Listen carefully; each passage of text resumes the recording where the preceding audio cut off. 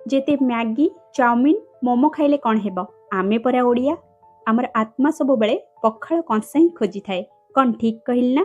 नमस्कार सांग माने आज हेउची पखाल दिवस तो सेथिपाई मो सखाळ उठी आइटम करिबारे लागि पड़िछि।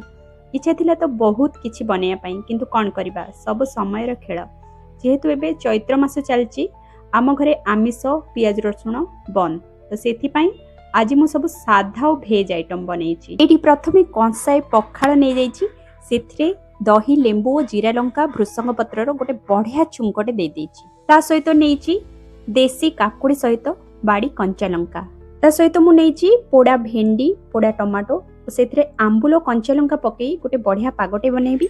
ता सहित मु नैछि आलू भर्ता बैगण भजा बड़ी चूरा आउ झुडंग भेंडी और आलू पकई गोटे बढ़िया भजाटे करछि।